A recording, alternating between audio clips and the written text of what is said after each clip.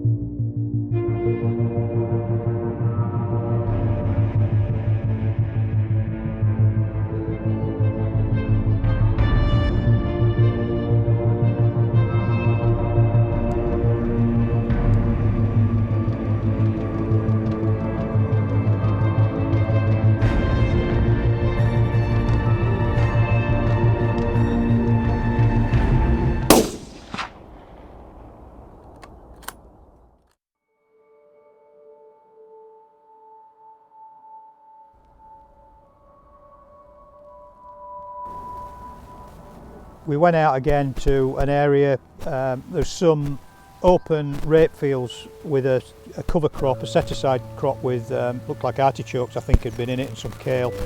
And I could get into it because there were some ditches and drains to get onto, so we kind of stalked into there and straight away there were probably, I don't know, half a dozen kind of Chinese water deer out.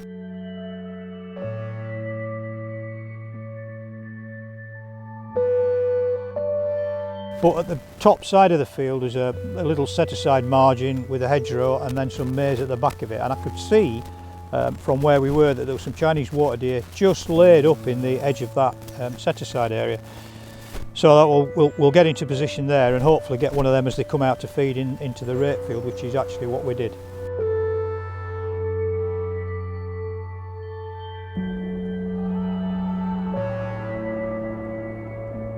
We were slightly elevated with a backstop, so we were actually going to lie up, but having just kind of made that decision, a Chinese water deer doe started to feed out from the maize and come through the hedgerow across in front of us, and very nicely got the shot again, all on camera, so you'll see what happened after that.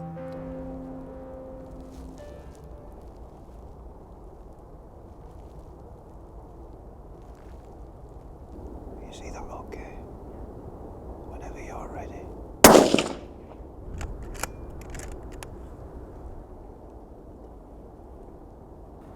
We were actually extremely lucky because immediately after the shot we'd both been focusing on that and not really concentrating on anything else. A tractor is spraying tillage on the field behind us. It was right up close to the edge, so all of a sudden we were kind of covered in what looked like little white icicles and hailstones, which in actual fact was tillage, so we were showered with tillage. We were really lucky with that just after the shot. The farmer came in to spread tillage on the field and we ended up getting showered with tillage, so a few seconds before that and we'd have been buggered.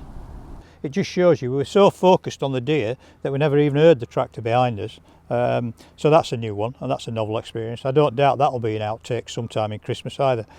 His right leg there showing, looks like it's had a break, so it's a good animal to shoot.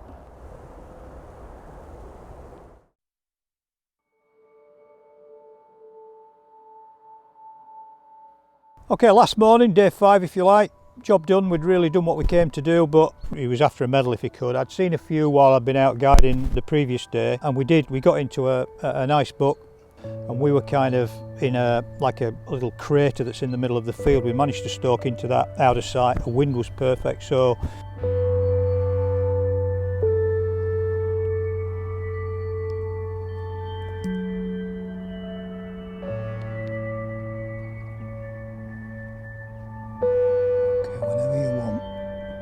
your call. achieved that quite nicely relatively early on in the stalk, so we still had time to continue a little bit further and maybe try and get him a cull animal on the last morning. While we were dealing with the deer, taking a few photographs for him and organised sort of packing it up ready to take out. She wanted a shoulder mount doing, so we're fairly careful. We didn't want to really get any marks on it. Got that in a sack ready to carry back, and then we stalked back towards the sort of shoot HQ. Got into a nice little doe. Actually, it's really good footage. It's a doe kind of interacting, enjoying the kind of first of the spring sunshine. It was actually great to see that this morning. Pleasure. I'm quite glad in a way that we've not shot her, which seems a bit daft, but really good to see him interacting.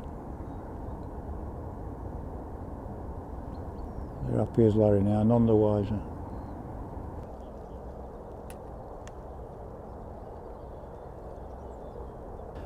And got him set up on the shot, and you will quite clearly see there's a mile out. Okay.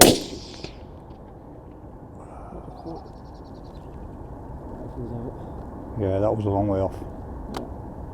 Bang on that as well. So that knock on the rifle this morning is obviously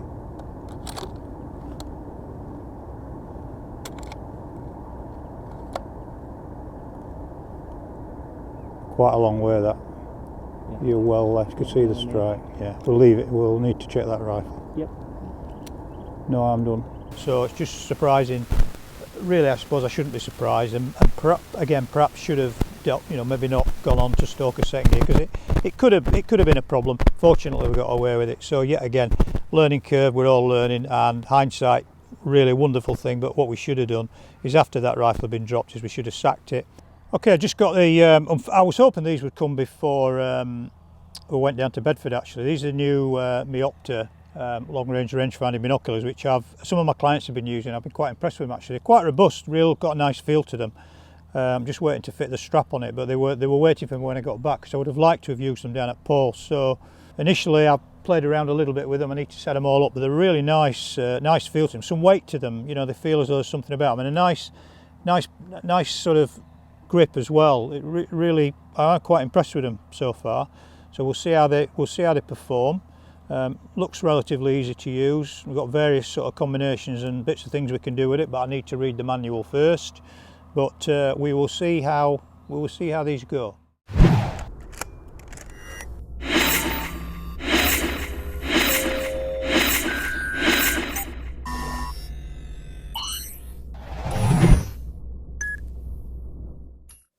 Chris there, doing what he does best down in Bedfordshire.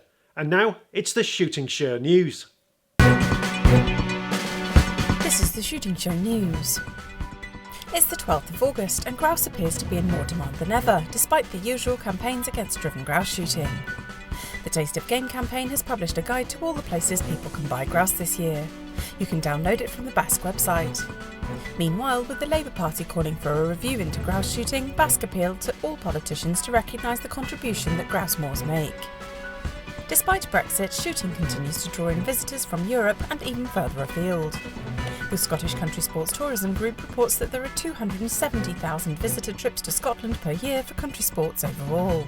Approximately 60% of visitors come from England, while others come from overseas, mainly the USA, Denmark, Belgium, the Netherlands, France and Spain. Plus, new markets are opening up in China and India. The damage done by animal rights activists has become clear after one pheasant farm lost hundreds of chicks when saboteurs made a bungled attempt at releasing them. The farmer said her chicks were left dead, gasping for water and starving by the attack. Commercial shoots are on alert. Activists are posting their locations online. With the shooting seasons beginning, the risk of disruption is higher than ever. The Countryside Alliance said animal rights extremism should now be included in the work of the government's Commission for Countering Extremism. And finally, the Northern Shooting Show has announced new dates for next year. After the May bank holiday moved to Friday the 8th of May, the show will now take place on the 8th and 9th. As always, the show will take place at the Yorkshire Event Centre and the surrounding showground in Harrogate. Head to northernshootingshow.co.uk to buy tickets now. That was the Shooting Show News. Well, that's it for this week. Thanks for watching. Please don't forget to subscribe and ring that bell for more videos. And if you're not a member of BASC, it's time to join now. BASC, looking after your sport, looking after you. This has been The Shooting Show.